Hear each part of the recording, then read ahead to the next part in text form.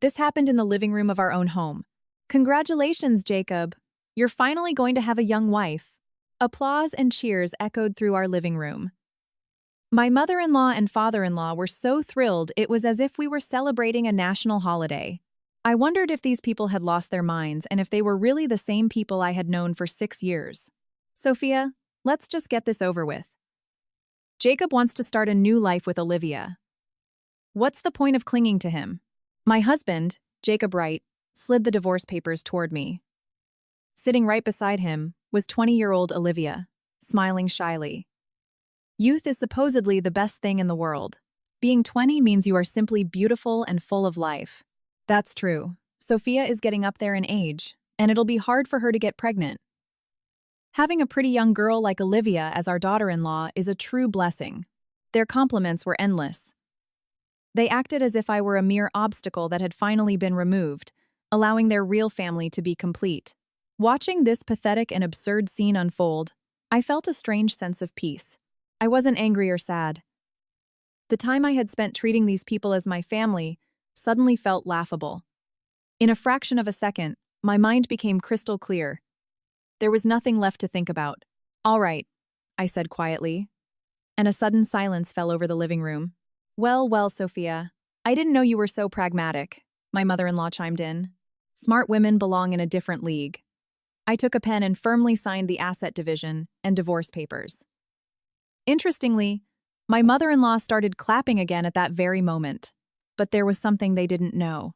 They didn't know whose name was on the deeds to the commercial buildings, housing our restaurants in Greenwich Village, Soho, the Upper East Side, and Williamsburg. They had no idea what it meant for the $10 million I had quietly invested over the last 6 years. "Well, I wish you a successful new beginning," I said, standing up with a smile. Because, in reality, this was going to be a new beginning for me. "Hi, I'm Sophia Simmons. Until yesterday, I was just someone's wife. Or more accurately, I was pretending to be." It all started on a perfectly ordinary Thursday evening. We had finished dinner, and the whole family was sitting on the living room sofas in our Central Park South penthouse. My mother-in-law, Christine, was watching her favorite health and wellness show, while my father-in-law, Andrew, had his eyes glued to CNBC. I walked out of the kitchen after cleaning up, but the atmosphere felt off. The house was quieter than usual, and my husband was looking at me with an uncharacteristic tension on his face. Up until that moment, I just thought he was stressed about work. "Sophia, sit down for a second." Jacob called me over to the sofa, but his voice sounded different. It was firm, almost cold. I sat down next to him naturally. "Did something happen?" I asked. He hesitated for a moment. Suddenly, we heard footsteps in the foyer. Someone had entered the apartment. "Oh, she's here!" My mother-in-law reacted immediately. She stood up, walked to the hallway, and led someone in. That was when I realized this was a complete setup. The person standing in the doorway was a 20-year-old girl named Olivia. From what I knew, she was a part-time hostess at my husband's company. She was pretty. She had long, straight blonde hair, big eyes, and a shy, almost childish smile. "Good evening, ma'am." Olivia greeted my mother-in-law with deep respect. It was bizarre. This young girl, with whom I had no personal relationship, was suddenly acting like a member of the family. "Yes, Olivia, come in. Sit down." Christine sat her on the sofa opposite us and looked at my husband, giving him a cue. Jacob opened his mouth. "Sophia, I actually asked Olivia to come over today because I need to tell you something." "Okay.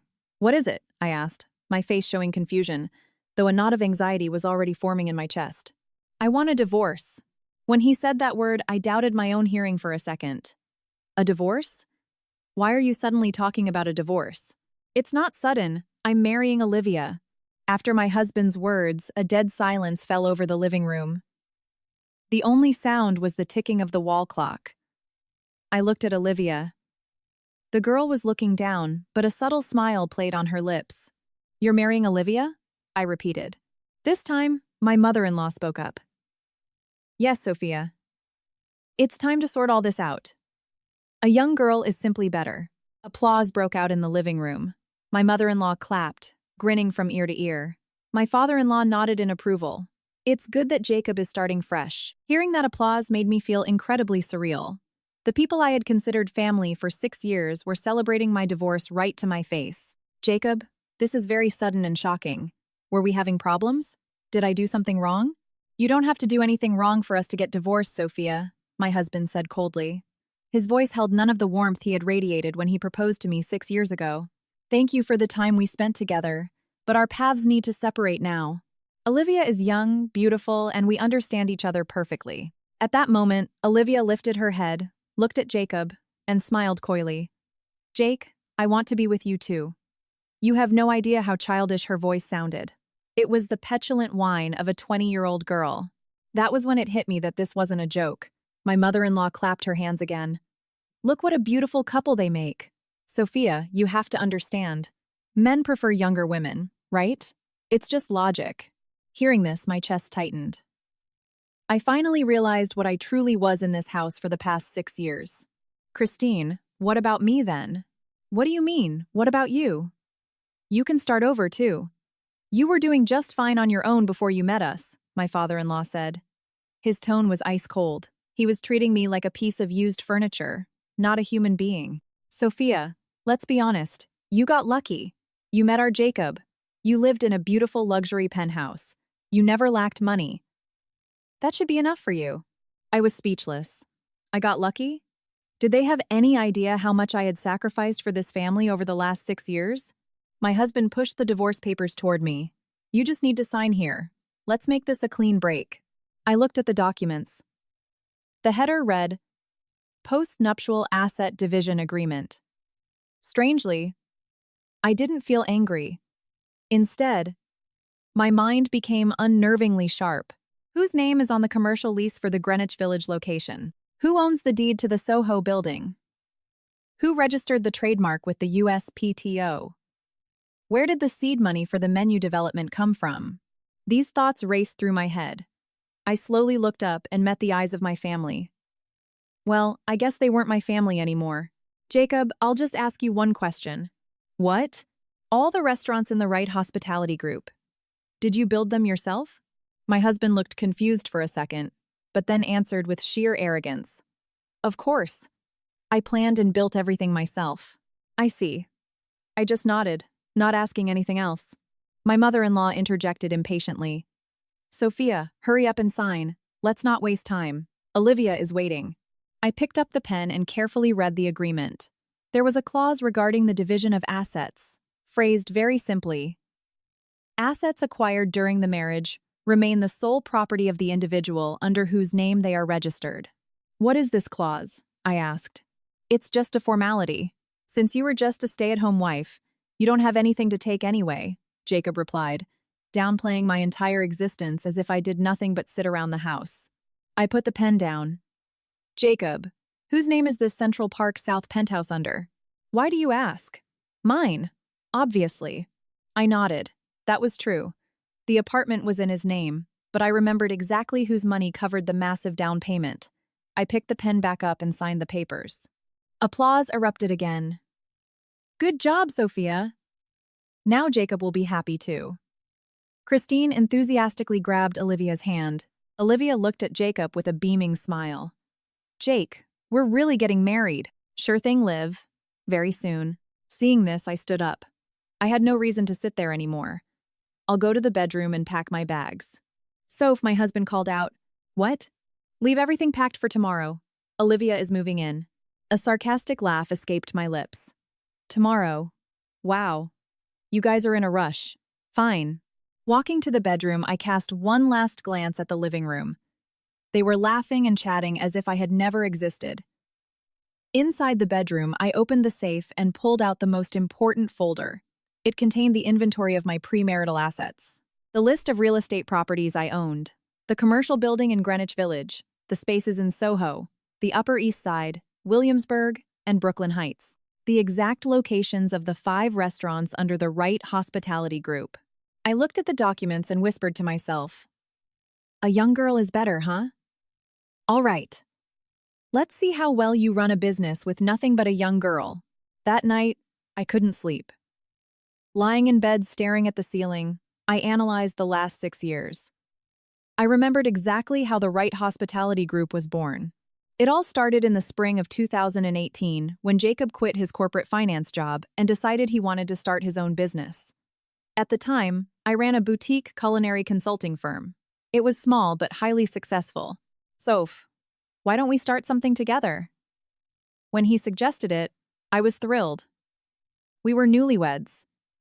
It seemed incredibly romantic for a married couple to build a joint project. What kind of business? Modern American cuisine. High-end tapas. You're the food expert. What if I handle the management? And you design the menu and the restaurant's concept. I was so naive back then. I believed we were truly doing it together. We looked for a location for our first spot. A commercial real estate agent called me about a prime corner unit in Greenwich Village. About 1,500 square feet. This place is brilliant. The foot traffic is insane, and being near NYU will draw the young, trendy crowd, Jacob raved. But the costs were astronomical. They wanted a $150,000 security deposit and $30,000 in monthly rent. Where are we going to get that kind of money? I asked. He looked at me expectantly. Soph, could you help me out a little? My savings aren't enough. I didn't even hesitate. I took out a loan against a property I already owned. We paid the deposit with that money. As it turned out, on the lease agreement, I was listed as the landlord because Jacob put the master lease under my LLC. He told me at the time, "For tax purposes, it's better if this is under you." And I agreed without a second thought. Developing the menu was 100% my work. For 3 months, I created new recipes every day, from a signature black truffle aioli to artisanal duck confit agnolotti to innovative dressings for modern salads. I developed and tested everything. Wow, Sophia, you're a genius. With flavors like this, we'll make a fortune. My husband gave me a thumbs up every time he tasted my food. You have no idea how much that praise meant to me. The interior design was also my vision. I opted for an industrial chic aesthetic that resonated perfectly with young New Yorkers. From the lighting to the bespoke furniture, down to the smallest details, I chose it all with the utmost care. When we finally opened the Greenwich Village spot, it was a spectacular success. From day one, lines wrapped around the block. The place went viral on Instagram and TikTok. Oh my God, these venison croquettes are insane. The aesthetic here is so Instagrammable. Customers couldn't get enough. I was incredibly proud. Seeing people savor the dishes I created was my greatest joy. The problem started later. As the restaurant gained popularity, my husband's attitude slowly began to shift. One day, I was training new staff. I was explaining to a young line cook how to properly emulsify the truffle sauce when Jacob walked in. "What are you doing, Soph?" "Just walking the new guy through the menu. That's the floor manager's job. Go home and rest." And so it began. Jacob gradually muscled me out of the restaurant. Initially, he framed it as a caring husband, not wanting his wife to overwork herself. But the reality was different. The exact same thing happened when we opened our second location on a prestigious street in Soho. Once again, I used my assets as collateral for the capital and handled everything from menu expansion to the interior design. The Soho spot was much larger, over 2,000 square feet, and we added a premium tier. Soph, let's make it elevated this time. It's Soho, after all. Agreed.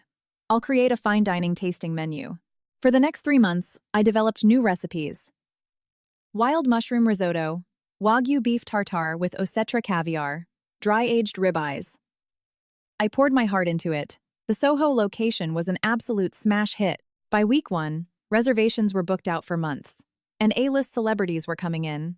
But that was when my husband changed the way he introduced me to the staff. "This is my wife. Just my wife. No longer the executive chef. No longer the co-founder. Just the housewife." One day, a famous food YouTuber came in for a piece. It was an interview about the secret behind the Right Hospitality Group's success. "Chef, how did you develop such a unique and brilliant menu?" "Oh, I created it through extensive research. I traveled to the Hudson Valley and observed Michelin-starred kitchens in Paris to perfect my own recipes," Jacob replied smoothly on camera. Watching that interview, I laughed bitterly. Learning from Parisian chefs? Jacob never went anywhere to learn to cook. Our honeymoon to Cabo was the furthest we'd traveled in years. The pattern repeated with the opening of our third, fourth, and fifth locations in the Upper East Side, Williamsburg, and Brooklyn Heights. I provided the capital, curated the menus, designed the interiors, and Jacob soaked up all the glory. What's worse, his family started making demands. Sophia, couldn't you ask your parents for a bit more money? Jacob needs capital for expansion, my mother-in-law told me bluntly one day. Money from my family? Christine, they've already helped us so much. That's just the beginning. Since your family has money, ask them for more support. That was when I realized I wasn't a person to them. I was an ATM. But despite everything, I thought I loved him. I told myself that as a married couple, we were building a legacy together. When the Wright Hospitality Group expanded to 5 locations and surpassed $10 million in annual revenue, the press took notice. The success story of a young visionary. 30-year-old Jacob Wright, building a culinary empire from scratch. Headlines like these plastered Eater and Forbes. My name was never in those articles. I was only ever mentioned in passing as Jacob Wright's wife. One evening, I cleared my throat and asked, Jake, don't you think we could at least mention my contributions? I mean, developing the menu, the interior design? Why? Is it that important? We're doing this together as a married couple, but it's my life's work. Soph, you're acting weird lately. Are you chasing the spotlight? Isn't it enough that you discreetly help me from the back seat? A chill ran down my spine. Discreetly help from the back seat. He had just reduced everything I built from the ground up to minor help.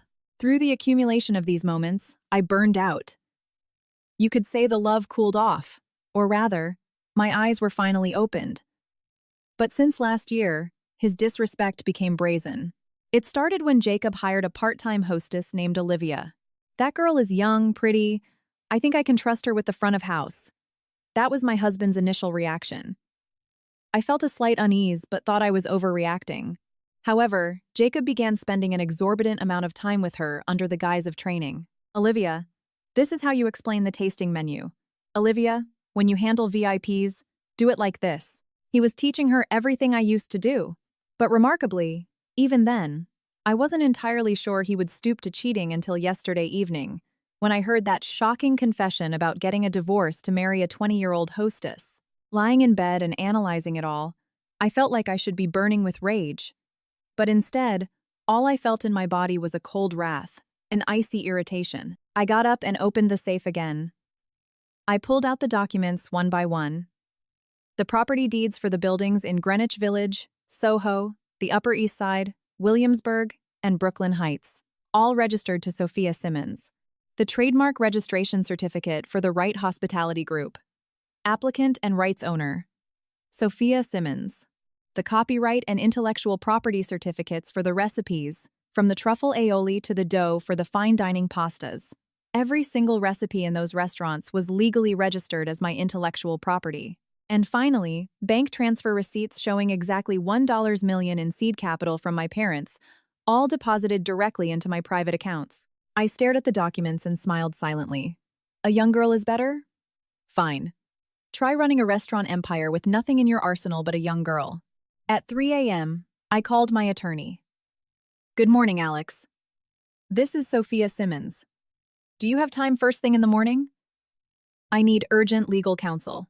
The next morning, I went to the Wright Hospitality Group headquarters on Lexington Avenue. Jacob had invited me there to finalize the details of the divorce. Though they called it HQ, it was actually a small office space where 3 employees handled accounting and admin. This office suite was also my property. I had bought it as an investment before we even got married. Jacob didn't know that. Hi, Sophia. Olivia greeted me in the lobby. She didn't even call me ma'am anymore. Up until yesterday, she had. Hello, I replied politely. There was no point in showing emotion. I took the elevator to the 3rd floor. When I opened the doors, my husband and his parents were already sitting at the conference table. It looked like a tribunal. Come in, Soph. Have a seat. My husband pointed to the chair opposite him. I sat down in silence. Today we're going to finalize the divorce terms. It's better to close everything cleanly and without any issues. Yes, I'm listening, I answered calmly. That was when my mother-in-law slid a document toward me. This is a waiver of claims to marital assets. You just need to sign here. I read the header. Waiver of claims to marital property. The text stated that I relinquished any and all rights to the wealth accumulated during the marriage. A zero-asset division. What is this for? Since you were just a stay-at-home wife, you don't have any assets to divide anyway. This is just to get it in writing, to be safe. My father-in-law answered. Just a stay-at-home wife. It was utterly insulting. But what about the money I invested into the right group? Jacob looked at me in disbelief. An investment? You call that an investment? Is it abnormal for spouses to help each other out? It was $1 million. And wasn't it thanks to that money that our restaurant succeeded? And didn't you live in a beautiful penthouse? Didn't you drive a luxury car and carry designer bags? My mother-in-law interrupted. Exactly, Sophia. You enjoyed the privileges. It's time for that to be enough for you. At that moment, Olivia brought in coffee. She handed me instant coffee in a paper cup, while serving the rest of them fresh pour-over coffee in porcelain mugs. The disrespect was blatant. Thank you, Liv, Jacob said affectionately. Olivia smiled bashfully and sat down right next to my husband. Christine, I'm going to try really hard. I might not be as good around the house as Sophia was, but I'll learn quickly so I can help Jacob. Hearing Olivia, my mother-in-law was overjoyed. Of course, sweetheart. You're young. You'll learn everything fast. Old people can be so stubborn and don't even try to learn new things. Old people. I am exactly 36 years old. But it wasn't worth arguing about. Soph, hurry up and sign.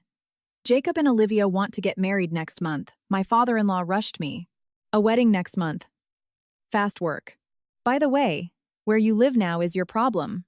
You're a free woman. You can go wherever you want and start over, Jacob tossed out casually, throwing out the wife he'd lived with for 6 years into the streets. How easily it came to him. Oh, and this too. My mother-in-law made a gesture, as if she wanted to search my handbag. What are you doing? I want to make sure you aren't sneaking out any of our credit cards or checkbooks from the house. You have to give everything back. Besides, Olivia is going to need them now. Christine, am I a thief? I'm not saying you are, but we have to check, right? I pulled 2 black Amex cards from my purse and placed them on the table. It was degrading. They were treating me like a criminal. Here. Would you like to strip search me next? My irritated tone put a smug look on my mother-in-law's face. All right. All right. Just had to be sure. Olivia. We'll need to get these cards transferred to your name. Olivia picked up the cards, examining them as if they were shiny new toys. Oh, wow, a black card. I've never seen one in real life. Sure thing, Liv. Now you can use it however you want. You're young. You need to buy pretty clothes and eat nice things, my father-in-law said proudly. The contrast was jarring. To me, they were icebergs. To Olivia, they were overflowing with warmth. Soph, are you going to sign it or what? Jacob looked at his Rolex impatiently. I picked up the pen and read the document. Waiver of right to claim division of joint property. What a simple sentence. Could I have a little time to review this? I'd like to consult my lawyer. Jacob frowned. A lawyer? Why drag a lawyer into this? Let's keep it clean between us. It's an important document. I'd prefer a professional's opinion. Sophia! My mother-in-law sharply raised her voice. Jacob has treated you like a princess until now. And you want to cause a scandal with lawyers? What about my son's reputation? Christine, I have to protect my rights, too. Rights? What rights? Since you were just a housewife, what do you have a right to? That was the moment. The moment I truly felt the fury ignite. A housewife. What were they doing all this time? Were they cooking on the line? Serving guests? They just sat on their asses at home. At her words, Olivia giggled. That laugh stabbed me right in the chest. By the way, do you guys happen to know who owns the commercial buildings where the Wright Group's restaurants are located? I asked smoothly. Probably some corporate landlord. Jacob found great spots and signed the leases, my father-in-law answered dismissively. But do you know who exactly owns those specific buildings? Why do we need to know that? We just pay the rent and that's it. I smiled faintly. I see. And I signed my name on the waiver of marital assets. Olivia immediately clapped her hands. Wow, Sophia, you're so pragmatic. I could never do that. I looked at her. Her face projected absolute innocence. But in her eyes, there was a cold, calculating gleam. Yes, I am pragmatic. Always have been. Thanks, Soph. Thanks for making this easy, my husband said with visible relief. You're welcome. Be very happy, Jacob. I stood up and grabbed my bag. All right, I'll be going. Ah, Sophia, my mother-in-law called out. You need to leave the keys to the penthouse. Oh, right. I pulled the keys to the Central Park apartment from my purse and placed them on the table. When will you finish packing your stuff? Olivia asked. It looked like she fully intended to move in today. I'll have everything packed by tonight, I promise. Awesome. Thanks, Sophia.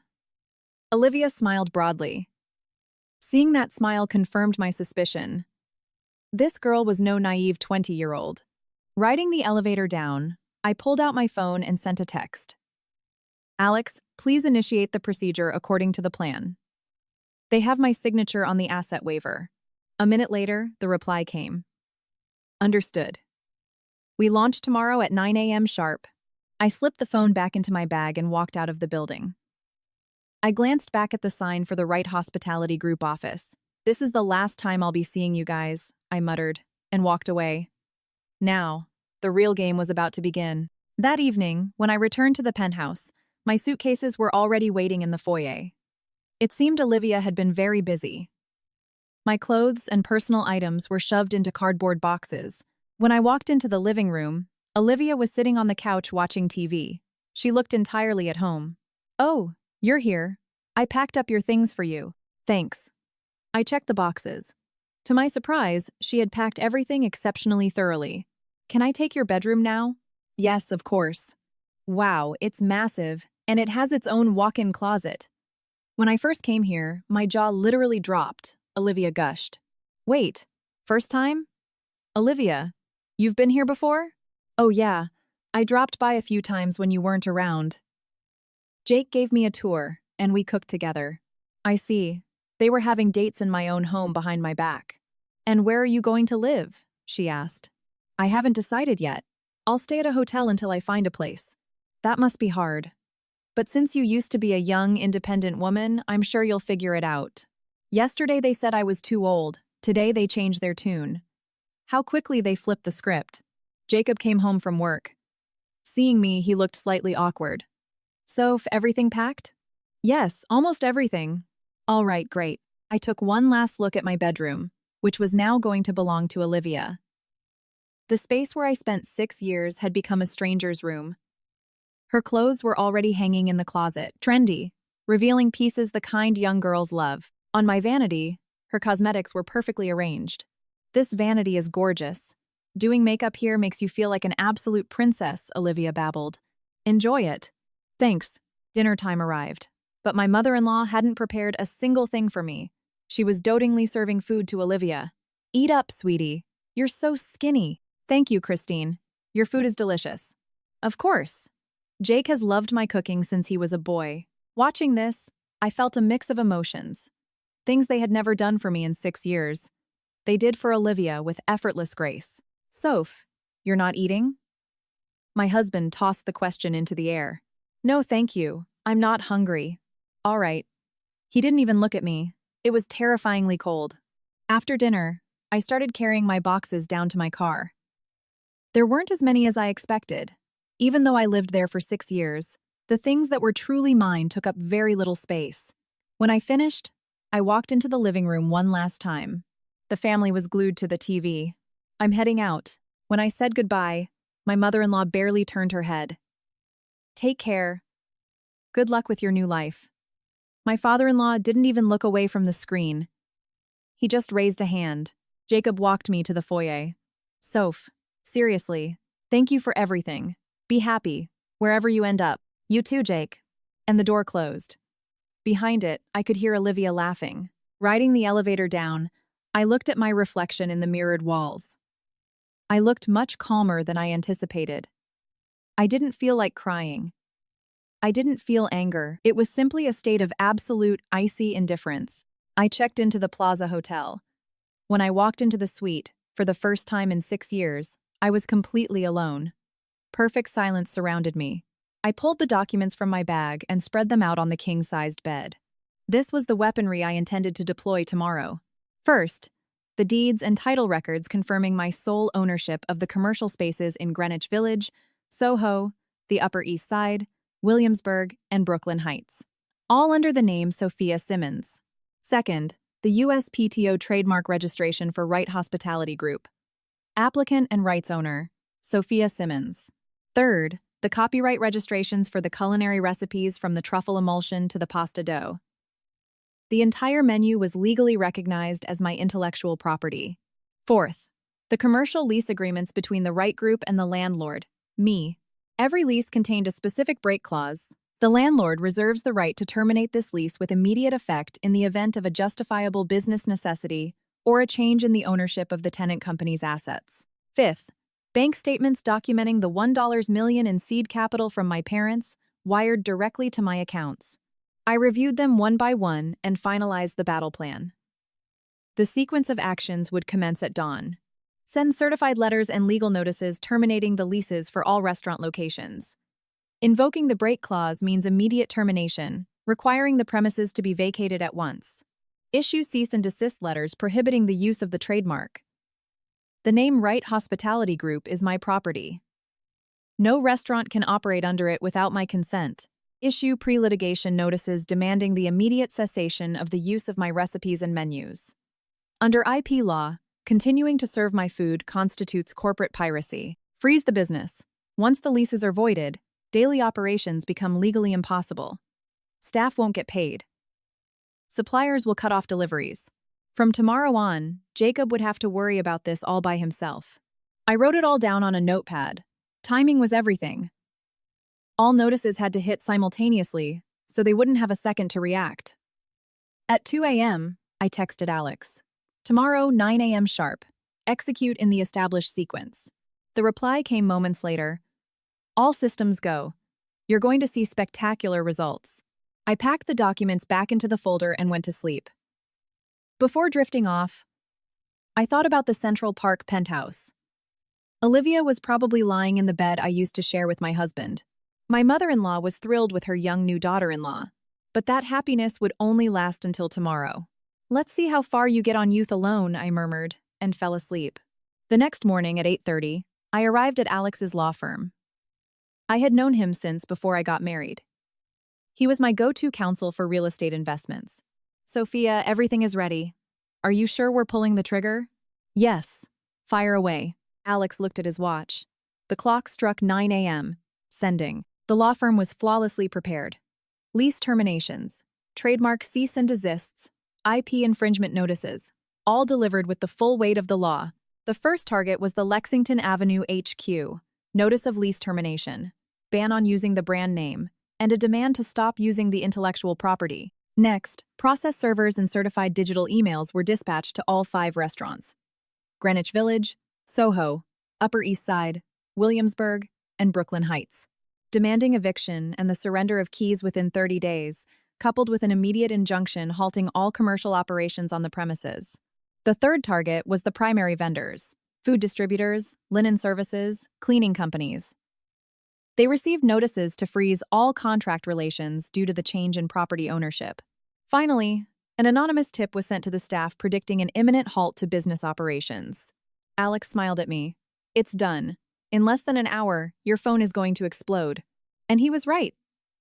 Not even 30 minutes passed before my phone started vibrating. The first to call was the general manager from the Greenwich Village location. Boss, what is happening? I just got served a legal notice to vacate the building. I'm not the boss anymore. Please call Jacob Wright. But the papers say the building is owned by Sophia Simmons. You own the building? That's correct. So what do we do? The lease has been terminated. You need to cease operations and lock the doors. After I hung up, Soho called, then the Upper East Side, Williamsburg, and Brooklyn Heights. One after another. Everyone was asking the exact same questions, and finally Jacob called. His voice was trembling with panic. Sophia, what the hell are you doing? Hi, Jacob, what's the issue? What do you mean, what's the issue? Every single GM is calling me. They're saying they got eviction notices. Oh, that. Yes, I terminated your leases. You terminated them? Why so suddenly? It's not sudden. Read the lease agreement. The landlord can terminate with immediate effect in case of a business necessity. Sophia, this has to be a sick joke. What are we supposed to do if you shut down every location? That sounds like a you problem. Through the receiver, I heard my mother-in-law screaming in the background. Sophia! Sophia! My mom wants to talk to you, Jacob choked out. Christine snatched the phone. Her tone had completely flipped. Sophia! Oh, dearest Sophia! We are family. How can you do this to us? Christine, yesterday we got a divorce and signed a postnuptial asset waiver. We are no longer family. But just think about it. Don't act out of anger. If I did something wrong, I beg for your forgiveness. Just yesterday, she was practically kicking me out the door. How sweet. I'm sorry, but the legal procedures have already been initiated. They can't be undone. Sophia, I'm begging you. I let out a dry, humorless laugh. Christine, you were the one who advised me yesterday to take my assets and start over. I'm just taking your advice. And I hung up. 10 minutes later, my father-in-law called. He sounded furious. Sophia Simmons. Who do you think you are? Good morning, Andrew. I am simply exercising my property rights in accordance with the law. What rights? You're trying to destroy Jacob. Destroy? I'm just taking back what belongs to me. After everything we did for you, we fed you and supported you. Fed and supported me. After all the millions I pumped into their family for 6 years, he had the audacity to say that. Andrew, I was the one supporting you, even though up until yesterday you all pretended that wasn't true. You're just doing this out of revenge. It's not revenge, it's housekeeping. Very thorough housekeeping. I ended the call. Alex watched me with admiration. Reactions exactly as predicted. Now, time for round 2. An hour later, Olivia called. I could hear hysteria radiating from her voice. She was sobbing. Sophia, it's me, Olivia. Yes? Sophia, please reconsider this. Jacob is on the verge of a breakdown.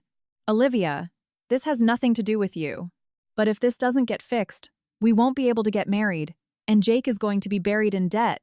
Her true intentions bubbled right to the surface. The money and the wedding. Well then, just open new restaurants somewhere else. With Jacob's incredible talent, I'm sure you guys will bounce right back. It's not that simple. He doesn't have any money. There's that word again. Money. Olivia, you said it yourself yesterday. When you're young, you can do anything. You're young. You'll figure it out. Sophia, I'm begging you. We made a mistake. Give it all back to him. I'm sorry, that's impossible. The next call was a surprise. It was Matt, a college student working as a server at the Greenwich Village location. Boss, it's Matt from the village. Hi, Matt.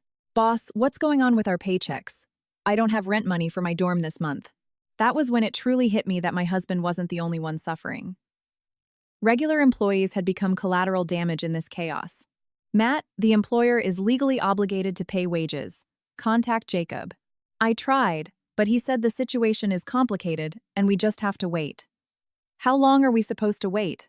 I hesitated, but this was a mess Jacob had to clean up. If he doesn't pay you, file a wage claim with the Department of Labor. They'll provide legal help and force him to pay back wages. By 2 p.m., Alex summarized the fallout. All 5 locations have ceased operations. The staff went home. Vendors have canceled all deliveries. Jacob still hasn't taken any legal counteraction because he knows he doesn't have a leg to stand on. Tomorrow, this hits the press. And it did. The next day, headlines splashed across local news sites and Eater Nye. Wright Hospitality Group. Crown jewel of NYC dining run by young visionary. Abruptly shuts down all locations. Ownership dispute and mounting debts cited as cause. Watching the evening news in my plaza suite, I smirked. This was only the beginning. That same night, Jacob called one last time. His voice was completely crushed. Soph, I'm begging you. Yes? We can't turn back time. I made a mistake. For the first time, he admitted fault. What mistake did you make? Everything. Olivia. The divorce. I lost my mind. I went crazy. I swear. Well, you can't undo the past. Besides, yesterday you claimed you were marrying Olivia. Keep your word, Jacob. I hung up. Looking out the window of the hotel at the glittering Manhattan skyline, I felt that my life was genuinely just beginning. Morning of day 3. Unexpectedly, Jacob called again. He sounded much calmer, as if the initial shock had worn off. Sophia, let's meet. I want to end this. End what? Let's settle this. I know what you want. I thought for a moment. Come to the Lexington Avenue office. I have something important to tell you. I went to the Wright Group office. The atmosphere was a complete 180 from just days ago. The place was deserted. Phones were ringing off the hook into the void. Jacob was sitting alone in the conference room 17. He looked pale and haggard. Thanks for coming. I sat opposite him, in the exact same spot where they had shoved the asset waiver in my face. Soph, I misjudged this whole thing. I never thought you'd go this far. I underestimated you. He admitted it freely. So, how do you want to settle this? I'll listen to your terms. Terms? You still think you have leverage? I already have everything I want. Be realistic, he pleaded. If this keeps up, you lose too. If the restaurants stay closed, you're not collecting rent. At that moment, the door opened and Olivia walked in. Her bubbly, smug demeanor from a few days ago was entirely gone. Her face was ashen, with dark circles under her eyes. Hi, Sophia. She sat next to Jacob. Sophia, we are truly so sorry. Give us a second chance. What exactly are you apologizing for? For ignoring me? For taking credit for my life's work? Olivia burst into tears, but they weren't the tears of an innocent girl. It was pure desperation. Jake is suffering so much because of this. He hasn't slept, he's just drinking. Then let him start a new business. With his incredible talent, I'm sure he'll build another empire. Jacob looked up at me. I'll be honest, I can't do it alone. The management, the menu creation, the concepts, you did all of that. He finally said it. Out loud. And he was saying it now. I know it's too little, too late, but maybe we could try again? Together. This time as real partners. We'll split the equity 50/50, and your name will be on the door. Listening to him, I felt like I was in the Matrix. Did he honestly believe he could strike a deal with me now? And what about Olivia? Jacob glanced at the girl and mumbled, We'll deal with that later. Olivia instantly stopped crying and shot him a murderous glare. Jake, what the hell are you talking about? Olivia, understand the situation. Sophia is furious because of you, so I'm cutting you loose. Olivia stood up violently and grabbed her designer bag. Sophia, this is all Jake's fault. I'm so sorry I interfered in your marriage. I was just being immature. And with that, she bolted from the room. Jacob panicked. He started to get up to chase her, but I remained seated, entirely unbothered. You're not going to run after her, Jake? Jacob grabbed his head in his hands. Soph, I'm losing my mind. The spots are locked. The staff are demanding pay. The vendors are threatening lawsuits and damages. But you're young. You'll start over. Soph, Jacob roared. I know you're out for revenge, but you're bleeding cash too. What about your money? You aren't getting lease payments. You're ruining your reputation in commercial real estate. Nobody is going to rent commercial space from you. I burst out laughing. A genuine, full-bellied laugh. Jake, do you have any idea how much rent money I collected from you over these past 6 years? He stared at me, uncomprehending. $0. For 6 years, I didn't get a single dime in rent. I renovated those spaces with my own money so my restaurants could open. I paid the utility bills. I invented the dishes. Why would I charge myself rent? Jacob stared at me, utterly stupefied. So, you're not losing anything? Of course not. In fact, I'm gaining. Now I can actually lease these buildings out at market rate. Right then, Jacob's phone rang. The color drained from his face entirely as he listened. Yes. Understood. Okay. He hung up with shaking hands. The staff from Soho reported me to the Department of Labor for wage theft. Then pay them. I don't have the cash. The company has zero liquidity. So pay them out of your personal savings. I don't have any. I personally guaranteed all the corporate business loans with my own assets. That was when I finally saw the full picture of his catastrophe. He was literally inches away from Chapter 7 bankruptcy. So you really won't help me? He whimpered. We were married until yesterday. Now you have Olivia. Have her help you." At that exact moment, the office doors burst open. Christine, my ex-mother-in-law, rushed in. She looked like a ghost. "Sophia, are you here?" "Yes, Christine." Unexpectedly, Christine dropped to her knees. I froze. "Sophia, I'm begging you. Save Jacob." I was a fool. I grabbed her by the shoulders. "Get up. What are you doing?" Then my father-in-law walked in from behind her. All of his arrogance had evaporated into thin air. "Sophia, we are so sorry." "You're sorry? Just 2 days ago, I was an old woman who was lucky you took me in. Jacob is facing absolute ruin. He has massive debts. Then he should file for corporate bankruptcy, and then personal bankruptcy." "Bankruptcy? What about our family's reputation in our social circles?" They were still worried about what the country club thought. I stood up, my voice like ice. "I'm sorry, but I am no longer a part of the Wright family." "Soph!" Jacob screamed one last time. I paused, wondering if they actually felt any remorse, or if they were simply terrified of being poor. "Jake, let me ask you one thing. Answer honestly. If it weren't for me, would the Wright Hospitality Group have ever succeeded?" Jacob was silent for a long time, until he finally hung his head. "No. It wouldn't have. We had no capital, no real estate, and no menu. So isn't it only fair that I take the proper compensation for my life's work?" I pulled a document from my briefcase prepared by Alex and placed it on the table. "This is the final settlement agreement." With trembling hands, Jacob unfolded the pages. It demanded the complete transfer of all rights to the Wright Group brand, the surrender of all recipes, the immediate vacating of the properties, and the restitution of the investment capital, $10 million. $10 million. We calculated everything I invested, adjusted for inflation, plus lost profits. Sign it to avoid a civil fraud suit. "If I sign this, I'm finished." "Permanently," Jacob whispered. "Yes, and then you can start from zero. With nothing but a young girl by your side, just like you wanted."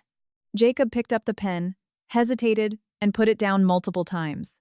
Finally, utterly defeated, his hand shaking, he signed the agreement.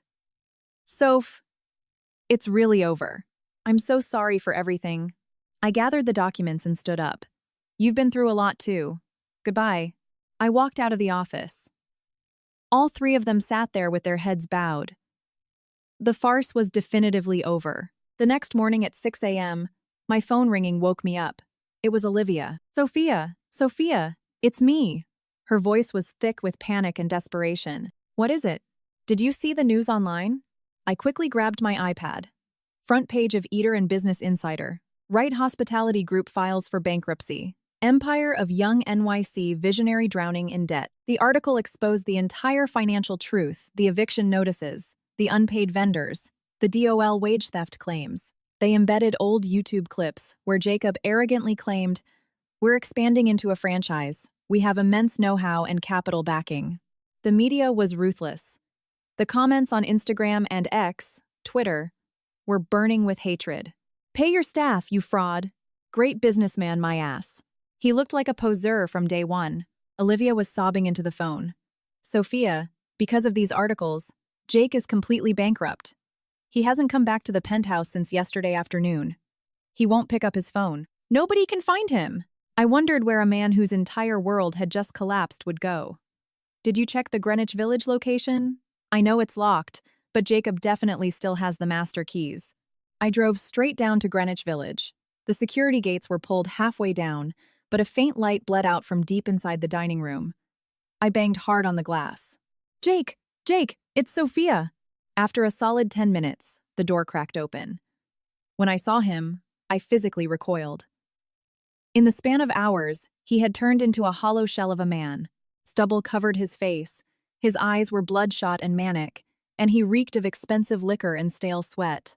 "What are you doing here?" he rasped. "Olivia says nobody can find you." "I'm fine. Everything is fine. Nothing is fine."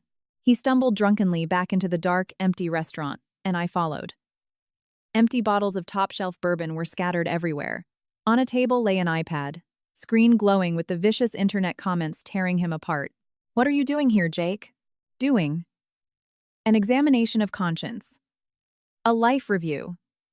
He collapsed heavily into a chair. It's all over, Sophia. It's done. Stop talking like that. You can start over. Jacob erupted into a ghastly, hysterical laugh. Start over with what?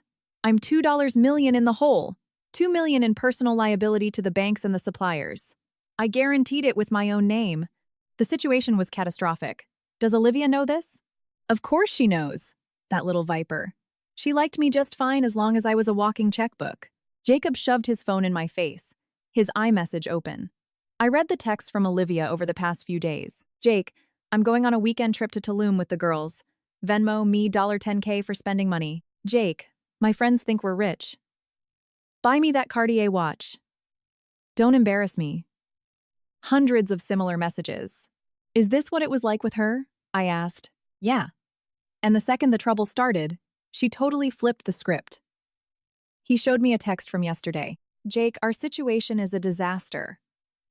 I'm way too young to carry the burden of your debts and your bankruptcy. I need time. Don't contact me for a while. I need time. A classic. The money disappears, and suddenly, they need time. I haven't heard from her since yesterday, Jacob muttered, taking another swig from the bottle. Right then, Jacob's phone began buzzing frantically. It was his mother. Christine's voice was so shrill I could hear it clearly even without the speakerphone on. Jake! Jake! Something terrible has happened. What now, Mom? Olivia is gone. I woke up this morning and she's nowhere to be found. But the worst part is, she took your jewelry and your watches. She took the gold chains and the diamond necklace that belonged to your grandmother. Jacob turned the color of chalk. He was bracing for the next blow. Jake, your emergency funds. That $400,000 you kept for a rainy day in the safe in the offshore account? She stole your bank fobs and the accounts are wiped clean. Mom, are you absolutely sure? He roared. Yes, I'm in a cab heading to the NYPD right now to report grand larceny and wire fraud. When the call dropped, Jacob slid out of the chair onto his knees, clutching his head in his hands. No, no, no, no, no, no. I stared at him in silence. A multi-million-dollar bankruptcy, a looted emergency fund, stolen family heirlooms. And it was all thanks to the innocent 20-year-old girl he was going to build his new empire with. Suddenly, his phone dinged with one last text from Olivia. Jake, forgive me. I can't handle life with a bankrupt guy. Give me a call when you hit rock bottom and bounce back. Bye. I was stunned. What a ruthless, calculating little brat. Jake, you can report her to the police for grand larceny, I offered a logical solution. And what good is that going to do? The girl has $400K in cash and maxed out credit cards. She's probably already on a flight out of U.S. jurisdiction. Besides, I'm already dead. He sobbed onto the dirty floor of his shuttered restaurant. My credit is obliterated. I don't have a home. I don't have a company. I don't have a single dollar. How am I supposed to live? I actually felt pity for him. He was a man who had hurt me deeply, humiliated me alongside his mother, and discarded 6 years of my blood, sweat, and tears. But watching his total, absolute ruin evoked pity. Jake, get up. We're leaving. Drinking won't fix anything. Where am I supposed to go? Rent a cheap motel somewhere in Jersey and get a 9-to-5 job. Soph. He looked up at me, eyes brimming with utter desperation. Please, take me back. Even just as an employee. I shook my head calmly. Jake, this chapter is closed. We have to walk our own paths. He understood. It finally sunk in. I understand. Well, I'll try not to be a burden anymore. Thank you for everything you did for me. And I'm sorry. I nodded and walked out into the crisp morning air of Greenwich Village. When I looked back, I saw his slumped silhouette through the grimy window. Now, it was truly the end. 6 months passed. A lot happened in that time. Jacob officially filed for Chapter 7 bankruptcy. The courts seized everything he had. The luxury penthouse on Central Park South was auctioned off. My ex-in-laws were left with absolutely nothing. and had to move to a tiny rural town in the Midwest. Christine called me relentlessly for a few weeks, begging for loans, but I consistently and politely declined. Olivia vanished off the face of the earth. She deleted all her social media profiles and changed her phone number. Someone supposedly saw her in Spain or Portugal. With nearly $500,000 in stolen cash, she'll undoubtedly live comfortably for a while. And me? I launched a new company, SS Culinary Group. SS for Sophia Simmons. I was finally working under my own name. I took back the 5 commercial spaces that previously housed the Wright Group, but I completely rebranded them with entirely new concepts. Now, they are exclusive, high-end, fine dining establishments. The location in Greenwich Village is now KSA, a restaurant serving ultra-modern New American cuisine in a tasting menu format. In Soho, I opened Maison SS, blending French elegance with locally sourced Hudson Valley ingredients. The Upper East Side now hosts SS Cellars, an upscale wine bar. I hired brilliant executive chefs, and the menus are based on entirely new, vastly more ambitious recipes. And all of it carries my own name. I am the one giving interviews to Forbes women and high-end culinary magazines. I run the board meetings. I implement the business strategies. When a journalist asked me during an interview, "Miss Simmons, CEO of SS Culinary Group, what was your exact involvement with the now-defunct Wright Hospitality Group?" I answered simply, "The entire foundation, the culinary direction, and the operational framework of the Wright Group were built by me." Today, I am continuing that mission on my own transparent terms, under my own banner. Following that publication, the public finally learned the truth. This woman is a powerhouse. Jacob was just a figurehead. Bravo, Miss Simmons. The internet delivered its swift, righteous verdict. Today, I'm standing inside Maison SS in Soho. We are preparing for the fall season, and our primary objective is securing a Michelin star. Chef, please try the new yuzu and toasted white chocolate entremet. My executive pastry chef approached me with a plate that looked like modern art. I took a bite. It's absolutely incredible. With this level of execution, we are definitely getting that star. Put it on the menu. Then, my general manager walked up. "Miss Simmons, we are fully booked for reservations for the next 3 months. And the waitlist has over 200 names. That fast? Word of mouth and social media are doing incredible work." That evening, I went back to my office to review the financial reports. The numbers exceeded my wildest expectations. The net profits had long surpassed the peak of Jacob's era, largely due to the professional corporate structuring and optimization I had implemented from day one. My assistant walked in.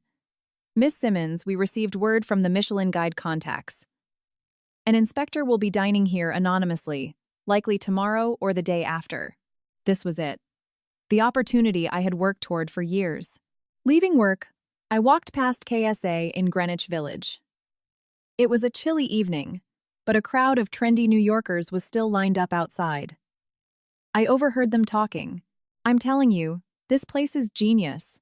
The menu by Sophia Simmons is 100 times better than whatever that clown was running here before." Hearing those words filled me with an indescribable pride. Returning to my beautiful rented brownstone in Chelsea, I opened my old journal from 6 years ago. Today, we are planning our first restaurant together. I am so happy we are building our future. I was so naive back then. But now I know that all that pain was necessary for me to become the person I am today.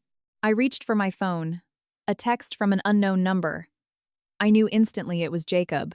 "So if I've been reading the articles about your success, from the bottom of my heart, congratulations. You deserve it more than anyone. Thank you, and I'm sorry." I debated whether to reply. Finally, I typed out a brief, "Thank you. I wish you all the best on your new path." And then I blocked the number. It was time to finally say goodbye to the past. The next evening, the Michelin inspector, a distinguished woman in her 40s, tasted the chef's tasting menu at KSA. As she was leaving, she smiled and said, "I am incredibly impressed. A truly modern definition of American flavor. I believe you will find very good news in this year's guide." I almost cried tears of joy. It was my ultimate dream. Late that night, I sat eating dinner in my own restaurant in the village, watching the vibrant pulse of the city outside the window. I remembered the applause of my ex-in-laws from 6 months ago, and those disgusting words, "A younger girl is better." I smiled into my wine glass. People often think youth gives you a free pass for everything. It's true at 20. You have boundless energy. But it is only with age that a person gains true experience, grit, and business intelligence. I am 36 years old according to Olivia. But now I know for a fact, age is just a number. What actually matters is competence, the power of survival, and unwavering belief in your own capabilities. My phone chimed with a notification. The official SS Culinary Group Instagram account had just crossed 1 million followers. The comments were overflowing with warmth. Sophia is an icon, a true powerhouse of female entrepreneurship. When do KSA reservations open next? I placed my phone on the table and looked through the glass. The neon KSA sign glowed beautifully and proudly into the New York night. I am no longer anyone's shadow. I am Sophia Simmons, CEO of SS Culinary Group, an entrepreneur aiming for 3 Michelin stars, and above all, a woman walking with her head held high, under her own name. I'm simply living my own life, I said softly to myself, smiling with a profound, unshakable peace. What do you guys think of this story? Isn't it incredibly satisfying? To watch someone give 6 years of sweat equity, only to be told a 20-year-old trophy wife is better. It's enough to cause sheer rage and frustration. But Sophia didn't stoop to screaming matches. She orchestrated her justice with clean hands and legal precision. It wasn't revenge, it was simply taking back what was rightfully hers. And little Olivia calculated everything flawlessly. The second Jacob's millions vanished, she ghosted him, taking the last of his cash with her. It just proves that when pushed to the extreme, people show their true colors. Sophia's story is the perfect proof that age is just a data point on an ID card. It doesn't define your success, your talent, your grit, and your consistency do. Wherever you are right now, and whatever stage of life you are in, it is never too late to take back what you deserve and believe in yourself.